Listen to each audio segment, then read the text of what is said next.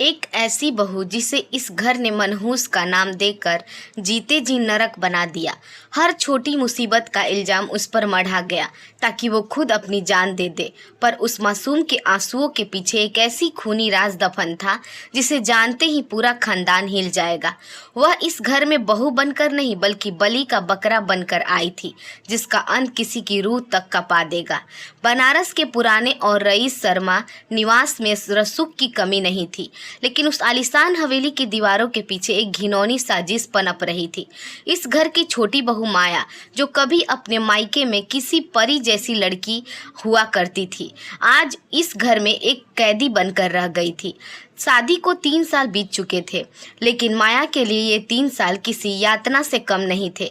उसकी सबसे बड़ी गलती शायद यह थी कि वह आकाश से प्यार करती थी और आकाश अपनी माँ और भाभी रंजना के सामने जुबान नहीं खोल पाता था। रंजना, जो इस घर में बड़ी बहू थी, उसका व्यक्तित्व ऐसा था कि उसके सामने सूरज भी अपनी तपिश कम कर ले। वह दिखने में जितनी शालीन थी, अंदर से उतनी ही सातिर। घर में कुछ भी गलत होता, चाहे चाय का कप टूटना या ससुर जी के बिजनेस में लाखों का घाटा, रंजना बस एक तिरछी नजर माया की तरफ डाल देती और ससुर जी का गुस्सा 7वें आसमान पर पहुंच जाता। मनहूस जब से इस घर में आई है, बरकत को दीमक लग गई है। यह वाकया माया के कानों में रोज की तरह गूंजता था। माया अक्सर आधी रात को अपने कमरे में छुपकर रोती थी। उसका पति आकाश, जो एक बड़ी कंपनी में मैनेजर था, अपनी बेबसी को शराब के जाम में डुबो देता। वह जानता था कि माया निर्दोष है, लेकिन उसे अपनी माँ की ममता और भाभी के रौब का डर था। फिर आया वह दिन, दिवाली की पूर्व संध्या। घर में एक बड़ी बिजनेस डील पूरी हुई थी और ससुर जी ने अपनी तिजोरी में 50 लाख रुपए और अपनी पुश्तैनी ज्वेलरी रखी थी। घर में जश्न का माहौल था। रंजना ने बड़े प्यार से माया के तरफ हाथ में चाय का ट्रे थमाया और कहा, माया, आज सब खुश है, तुम भी सबके लिए चाय ले जाओ, शायद आज तुम्हारा दिन बदल जाए। माया ने बिना कुछ सोचे चाय परोसी। सबने चाय पी। उसके आधे घंटे बाद ससुर जी को तिजोरी के पास किसी फाइल के लिए जाना पड़ा। जैसे ही उन्होंने तिजोरी खोली, एक भयानक सन्नाटा छा गया। तिजोरी खाली था। ससुर जी की चीख सुनकर पूरा घर वहां पहुंच गया। रंजना ने नाटक करते हुए अपना सिर पकड़ लिया। ससुर जी, अभी थोड़ी देर पहले तो माया ही उस तरफ गई थी, मैंने खुद उसे वहां देखा था। माया हक्की बक्की रह गई। नहीं, मैंने ऐसा कुछ नहीं किया है, वह चिल्लाई, लेकिन कोई सुनने को तैयार नहीं था। रंजना ने फुर्ती दिखाते हुए माया के कमरे की ओर इशारा किया। जैसे ही ससुर जी और आकाश कमरे में घुसे, रंजना ने अलमारी के कोने में रखे कपड़ों के नीचे से वही हार और नकदी का बैग निकाल लिया जो उसने खुद ही वहां छुपाया था। कमरे में मौजूद हर शख्स स्तब्ध था। आकाश की आंखों में अविश्वास था। ससुर जी का चेहरा गुस्से से नीला पड़ गया। उन्होंने तुरंत पुलिस को फोन मिला दिया। घर के बाहर पुलिस की गाड़ी के सायरन बजने लगे। रंजना की आंखों में एक जीत वाली चमक थी। आज माया का करियर और चरित्र दोनों खत्म होने वाले थे। जैसे ही पुलिस वाले घर में दाखिल हुए और माया को गिरफ्तार करने के लिए उसकी तरफ बढ़े, माया ने अपने घुटने नहीं टेके। उसने अपनी आंखों में आंसू लिए, लेकिन आवाज में एक अजीब सी गूंज के साथ कहा, पुलिस को ले जाने दीजिए, लेकिन याद रखिएगा, अगर मैं जेल गई तो आप कभी नहीं जान पाएंगे कि इस घर की नींव में कौन सा सांप पल रहा है। जिस हार के लिए आप मुझे मुजरिम बना रहे हैं, वो हार तो आपने मुझे कभी दिया ही नहीं था, तो मेरे पास कैसे आया? कभी सोचा है जिसका चेहरा आप देख रहे हैं वो सच है भी या नहीं? पुलिस के कदम रुक गए। रंजना के चेहरे का रंग हल्का सा फीका पड़ा। वह समझ गई थी कि माया ने खेल का पासा पलट दिया है। पुलिस के कदम ठिठक चुके थे। कमरे में मौजूद हर शख्स की निगाहें अब माया पर टिकी थी। ससुर जी, जो कुछ पल पहले गुस्से से आग बबूला हो रहे थे, अब असमंजस में थे। माया के उन चंद शब्दों ने जैसे समय का पहिया रोक दिया था। बकवास कर रही है ये, इसे ले जाइए इंस्पेक्टर साहब, रंजना ने हड़बड़ाहट में कहा। उसकी आवाज में एक अजीब सी घबराहट थी जिसे वह छुपाने की नाकाम कोशिश कर रही थी, लेकिन इंस्पेक्टर ने हाथ उठाया। रुकिए, जब कोई आरोपी इतना बड़ा दाव कर रहा है कि तो हमें उसकी बात सुननी पड़ेगी। इंस्पेक्टर ने माया की तरफ मुड़कर पूछा, तुम क्या कहना चाहती हो माया? माया ने गहरी सांस ली। उसकी चेहरे पर अब तक का सारा खौफ गायब हो चुका था। उसकी जगह एक ठंडे आत्मविश्वास ने ले ली थी। उसने रंजना की तरफ देखा और कहा, यह सच है कि वो बैग मेरे कमरे में मिला है, लेकिन ये भी सच है कि मैं पिछले 1 घंटे से रसोई में थी, और सबसे बड़ी बात, तिजोरी की चाबी सिर्फ ससुर जी और बड़ी भाभी के पास होती है। ससुर जी चौंक चौंके। हाँ, लेकिन रंजना तो मेरे साथ ही हॉल में थी। क्या वो सच में आपके साथ थी पिताजी? माया ने सवाल किया। जरा याद कीजिए, जब आपने चाय मांगी थी तो भाभी ने कहा था कि उन्हें सिर दर्द है और वो कुछ देर पहले आराम करने जा रही हैं। मैं चाय लेकर आई हूँ। तब वो हॉल में नहीं थी। आकाश ने भी हामी भरी। हाँ पिताजी, भाभी उस समय नहीं थी। रंजना का चेहरा अब सफ़ेद पड़ चुका था, लेकिन वह आसानी से हार मानने वालों में से नहीं थी। उसने तुरंत बात पलटी। हाँ, मैं अपने कमरे में थी, मेरे सिर में दर्द था। तो मैं, इसका मतलब क्या, मैं अपने ही घर में चोरी करूंगी? ससुर जी, आप इस मनहूस की बातों में आकर मुझ पर शक कर रहे हैं। उसने रोने का नाटक शुरू कर दिया। सास, जो हमेशा रंजना की तरफदारी करती थी, तुरंत आगे आई। अरे तुम लोग रंजना पर शक क्यों कर रहे हो? जिसने इस घर को इतने सालों से संभाल रखा है, ये माया ही झूठी है। माया जानती थी कि यह आसान नहीं होगा। उसने अपना असली तुरूप का पत्ता फेंका। ठीक है, अगर मैं झूठी हूं तो इंस्पेक्टर साहब, क्या आप उस बैग पर फिंगरप्रिंट्स चेक कर सकते हैं? अगर मैंने वो बैग तिजोरी से निकाला है तो उस पर मेरे उंगलियों के निशान होंगे, और अगर किसी और ने तो उसके होंगे। यह सुनते ही कमरे में सन्नाटा छा गया। रंजना की आंखों में अब खौफ साफ देखा जा सकता था। उसने बैग को अपने नंगे हाथों से तिजोरी से निकाला था और माया के कमरे में रखा था। उसने दस्ताने नहीं पहने थे क्योंकि उसे इतनी जल्दी में पकड़े जाने का डर नहीं था। इंस्पेक्टर ने एक प्लास्टिक का बैग निकाला और उस नकदी वाले बैग को सावधानी से उसमें डाल दिया। कल सुबह तक फॉरेंसिक रिपोर्ट आ जाएगी, तब तक इस घर में कोई बाहर नहीं जाएगा, इंस्पेक्टर ने सख्त लहजे में कहा और वहां से चले गए। उस रात शर्मा हवेली में कोई नहीं सोया। आकाश पहली बार अपनी पत्नी के लिए खड़ा हुआ था। उसने माया को अपने साथ सोफे पर बिठाया और पूरी रात उसका हाथ थामे रखा। दूसरी तरफ रंजना का कमरा अंदर से बंद था। वह बेचैनी से टहल रही थी। उसका पूरा प्लान फेल हो गया था।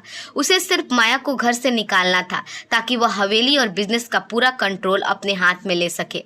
लेकिन अब फिंगरप्रिंट्स की बात ने उसे फंसा दिया था। रात के करीब 2 बज रहे थे। माया को प्यास लगी। वह रसोई की तरफ गई। तभी उसने देखा कि रंजना के कमरे का दरवाजा हल्का सा खुला है।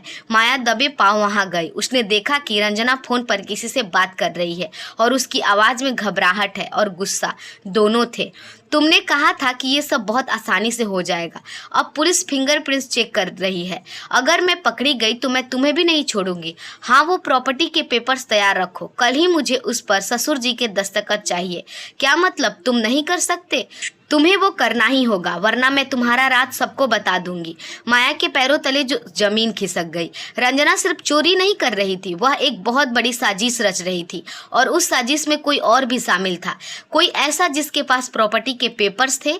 माया समझ गई कि सुबह होने वाली फिंगरप्रिंट रिपोर्ट सिर्फ एक मोहरा है, असली खेल तो कुछ और ही है। उसे अब सिर्फ खुद को निर्दोष साबित नहीं करना था, बल्कि उस अदृश्य दुश्मन का भी पर्दाफाश करना था जो रंजना को कठपुतली बनाया हुआ था। माया के कान रंजना के फोन पर हुई बातों को सुनकर सुन्न हो गए थे। वह दबे पांव वापस अपने कमरे में आ गई, लेकिन अब उसका दिमाग तेजी से चल रहा था। रंजना का वह दूसरा पार्टनर कौन था और वह किस राज की बात कर रहा था? अगली सुबह घर में एक भारी सन्नाटा था। पुलिस के आने का समय हो गया था। नाश्ते की मेज पर सब खामोश थे। ससुर जी की नजरें रंजना और माया के बीच डगमगा रही थी। तभी घर का पुराना वफादार नौकर रामू काका, जो सालों से इस घर का सेवा कर रहा था, कपड़े धोते हुए जोर जोर से रोने लगा।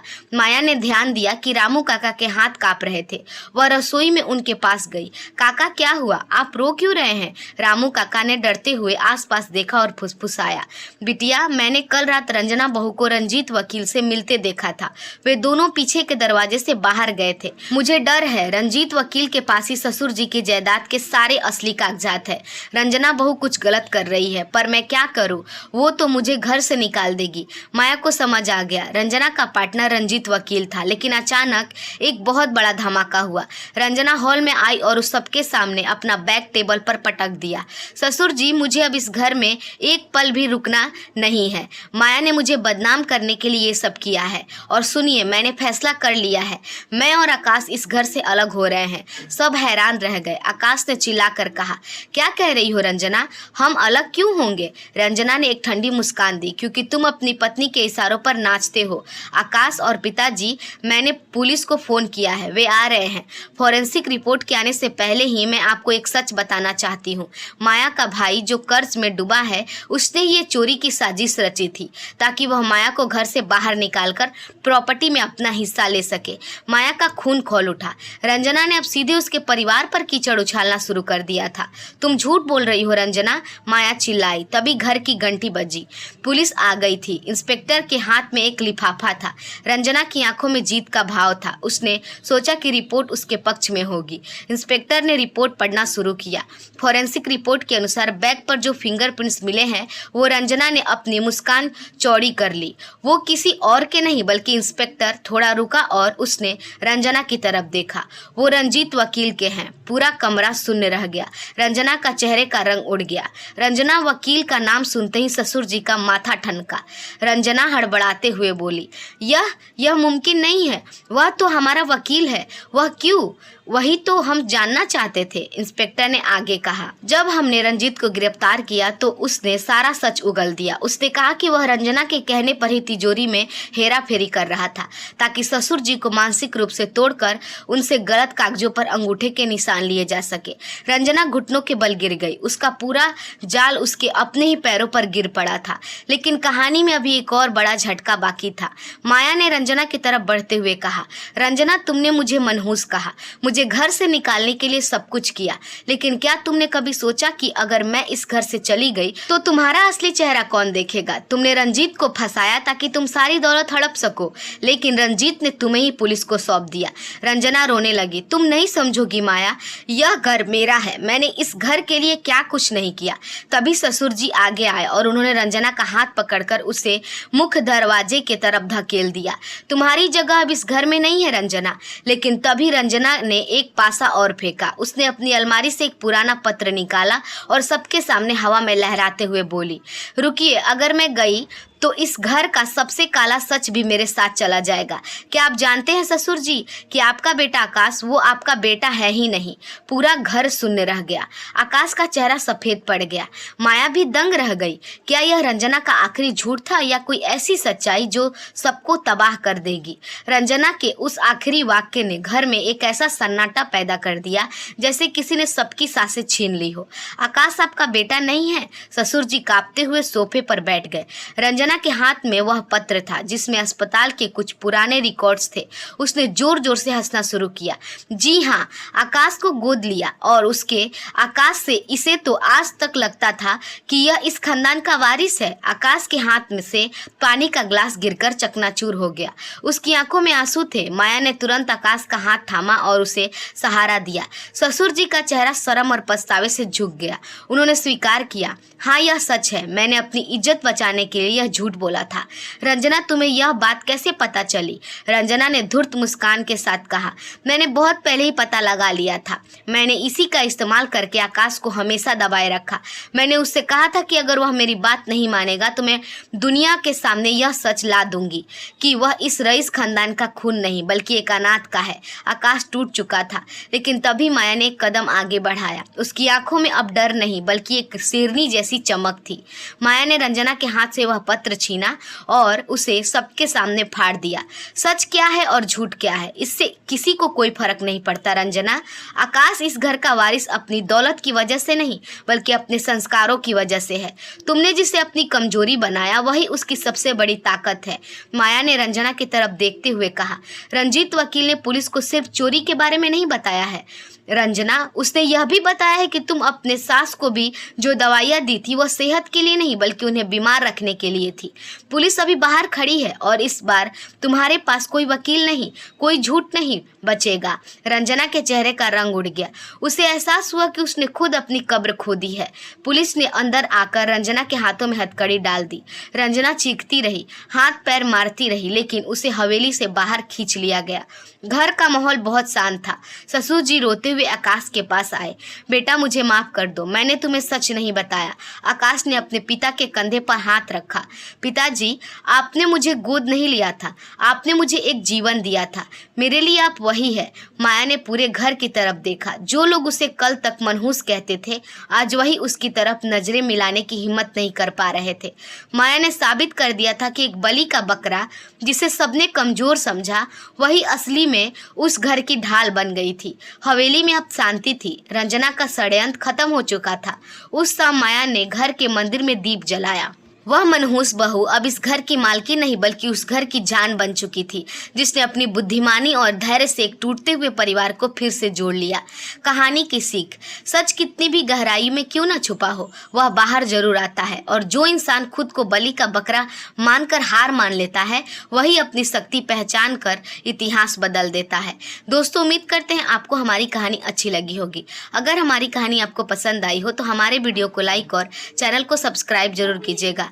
मिलते हैं एक और नई कहानी के साथ। तब तक अपना ख्याल रखें। धन्यवाद।